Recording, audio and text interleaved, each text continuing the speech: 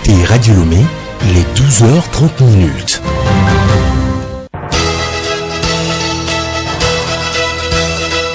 Le journal Bénédicte Kanda. Bonjour à tous et merci de nous rejoindre pour le journal dont voici le sommaire.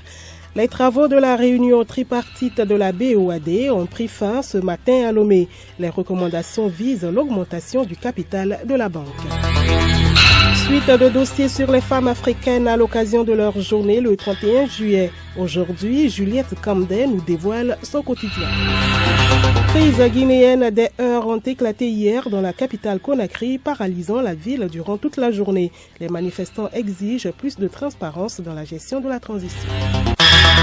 Et puis sport football, la 7e journée ce week-end du championnat national féminin. Atleta reçoit ce samedi Ahé FC au municipal de Lomé, tandis que dimanche, Bella FC se déplace à Amlamé pour y défier US Amou.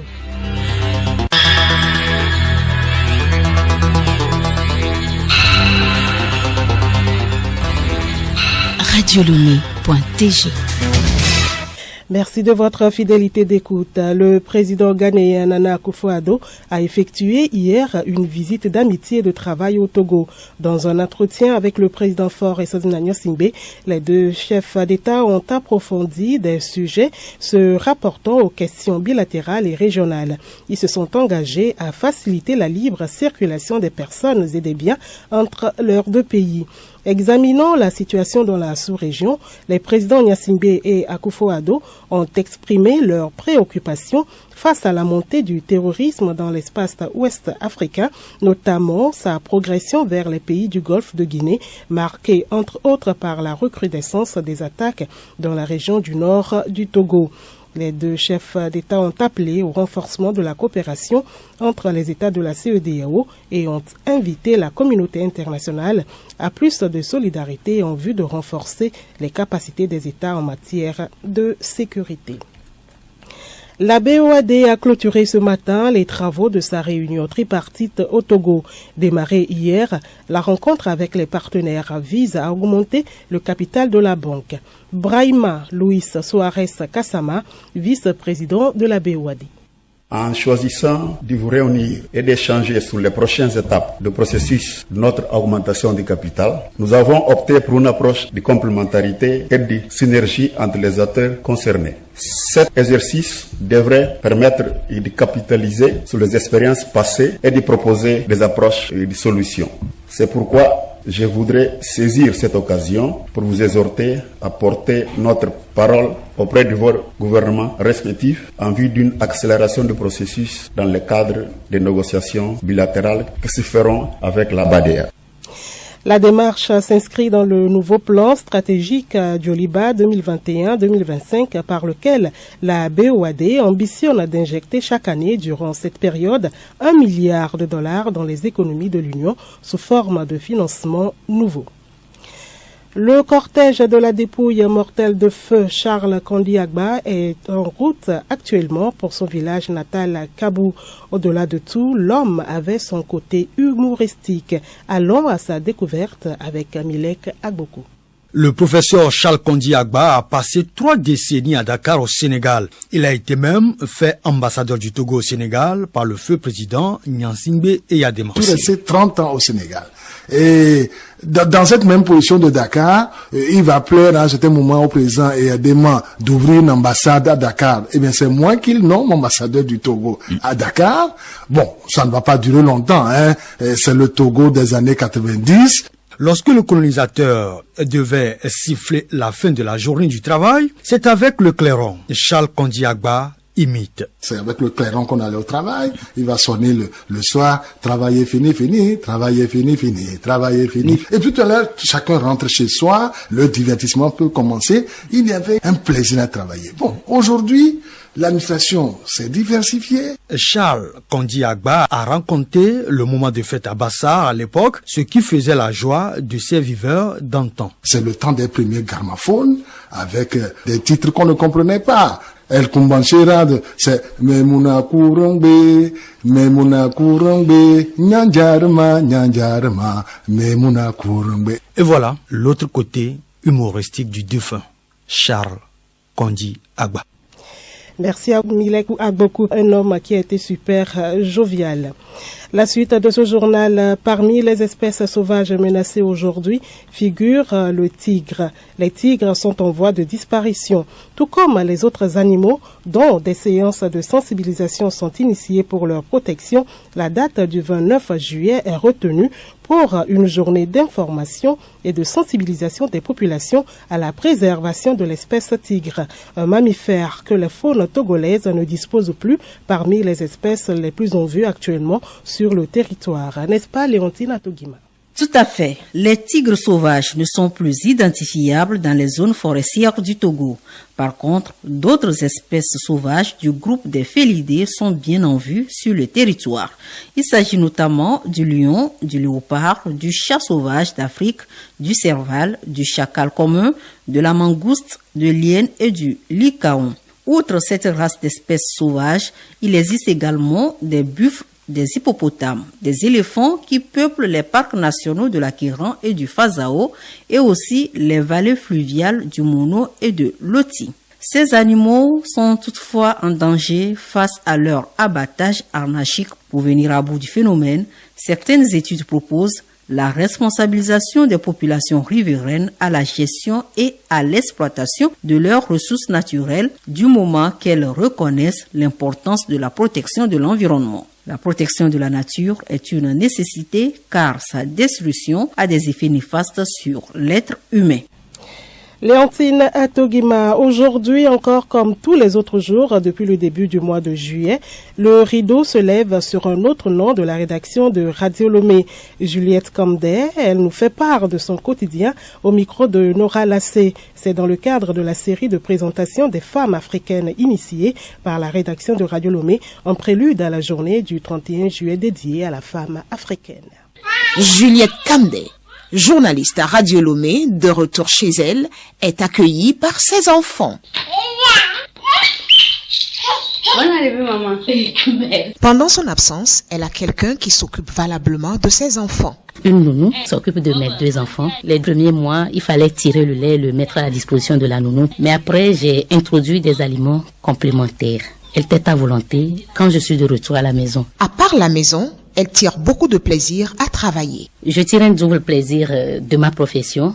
D'abord, le micro, c'est un ami, c'est un amusement. Je m'entretiens pratiquement avec le micro. Et ensuite, travailler pour une femme permet de s'épanouir sur tous les plans, m'empêchant de quémander. Elle exerce son travail selon les exigences rédactionnelles de sa radio. Nous sommes une radio nationale avec une ligne éditoriale bien définie. Tout se décide en conférence de rédaction et je fais tout pour donner vie à ce qui a été décidé. Et tout marche. Toute une équipe est mise en branle à chaque édition. Des difficultés, Juliette Kamdé en rencontre. Il y a des difficultés, une trop grande pression. Le journalisme oblige, course contre la montre, éléments qui doivent être bien traités malgré quelquefois leur arrivée tardive. Et l'autre difficulté pour Juliette, la distance qui sépare mon domicile de mon lieu de travail. 48 km chaque jour, 24 allées, 24 retours. Ce n'est pas facile pour Juliette de concilier métier et maison, mais elle s'en sort. Pas du tout facile. C'est un métier très exigeant, certes, mais noble et passionnant. Merci à vous Nora Lassé et Juliette Kamdé. Ce communiqué de la Loterie nationale togolaise qui porte à la connaissance du public en général et de sa clientèle en particulier, qui lui a été donné de constater que des individus procèdent à des arnaques sur les réseaux sociaux en y associant l'image des responsables de la Lonato, prétextant offrir des numéros sûrs pour gagner à ces différents jeux. La Lonato informe la population qu'elle n'est ni de près ni de loin concernée par ces agissements et invite la population à plus de vigilance. Elle rappelle aux auteurs de ces actes malveillants qu'ils s'exposent à la rigueur de la loi. Le journal Bénédicte Kanda. Dans l'actualité internationale, la capitale guinéenne Conakry a tourné hier au ralenti. Le FNDC, le Front National pour la Défense de la Constitution, a appelé à une marche pacifique pour exiger plus de transparence dans la gestion de la transition. Un rassemblement non autorisé par les autorités guinéennes. Dans plusieurs autres quartiers, des heurts ont éclaté entre jeunes manifestants et forces de l'ordre d'une part et manifestants et contre-manifestants d'autre part. Le FNDC déplore 33 manifestants blessés et une quarantaine d'interpellations. Et puis au Nigeria, des hommes armés ont ouvert le feu sur un checkpoint de l'armée au nord-est d'Abuja. Ils sont arrivés à moto à Zoumarok, à la frontière entre Abuja et l'État de Niger hier soir. Ces terroristes présumés ont pris les soldats par surprise avant d'être repoussés avec l'arrivée de renforts de la base militaire de Zouma, située à proximité de la Seine. L'armée nigériane n'a pas communiqué sur le nombre de victimes. Agenda culturel à présent, Geneviève Pognon nous parle de la fête traditionnelle Gbagba, d'un projet de danse traditionnelle et création d'aujourd'hui, de la 20e édition du Festival de la danse et du tam-tam parlant. Il y a également le grand concert de l'artiste congolais Inosbi et de l'humoriste ivoirien Michel Gou.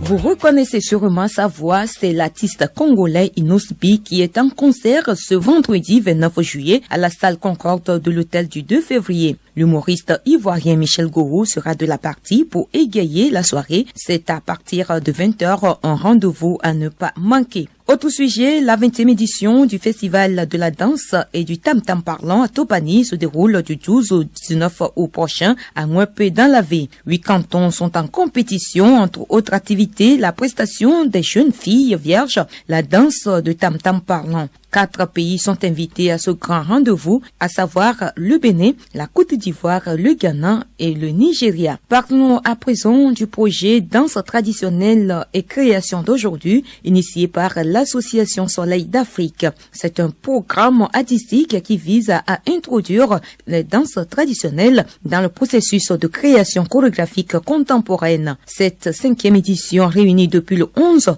et ce jusqu'à ce samedi 30 juillet une vingtaine de jeunes chorégraphes à l'Institut français du Togo. Et puis, la 299e édition de la fête traditionnelle Gbagba des populations d'Agou-Tavier, c'est le 7 août prochain à Agou, à Pégamé.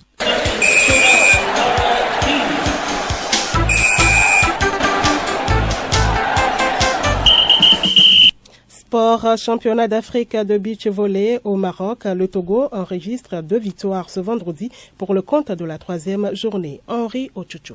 Les 2 paires togolaises ont remporté leur match ce vendredi. Dans la poule H, la paire Samani Kotoka a pris le dessus de 7-1 sur la paire Checha Perpétue de la RDC. Pour le compte de la poule E, le duo Naou Apezoumon a battu celui composé de Kanyimbo et Gift de la Zambie sur le même score de 7-1. Football préparatif des éliminatoires du CHAN Algérie 2023, les éperviers locaux du Togo livrent la seconde manche de leur double confrontation amicale contre leur homologue de la Côte d'Ivoire ce dimanche au stade de Kégué. Lors du match aller jeudi, les poulains de Jonas Koko-Komla l'ont emporté 3-1. Des buts de Nassif Ouro Nimini, Motalabou Ouattara et Womedove qui rassurent les locaux pour la suite. L'équipe nationale locale togolaise affronte le Niger en double confrontation en août prochain pour une place en Algérie 2023. Début ce week-end de la 7e journée de la D1 féminine. Voici le calendrier. Ce samedi, à 15h, Tempête FC croise les crampons avec Biliva FC. Dimanche à 15h, au lycée de Notien, Wina Girls affronte AC Amis du Monde. À la même heure, Diabir FC défie Étoile Féminine. À Mango, toujours ce dimanche à 15h, Diara FC sera aux prises avec Gazelle FC. Et puis US Amou sera face à Bella FC à Amlamé. Et puis l'information insolite pour terminer, une Marocaine vivant en Espagne se marie illégalement à 3 hommes. Elle a été condamnée à 6 mois de prison ferme. Elle a pris l'habitude de ne pas divorcer avant de se remarier. C'est le 3e mari qui, sur la base de suspicion, l'a dénoncé à la police au Maroc pour mariage multiple.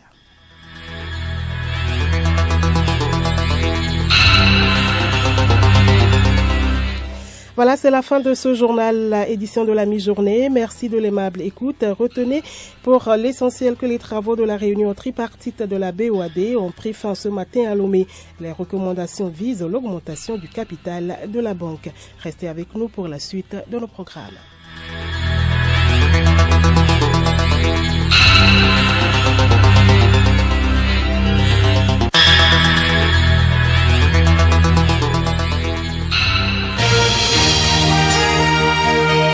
Radio Lomé, boîte postale 434, email radiolomé@radiolomé.tg.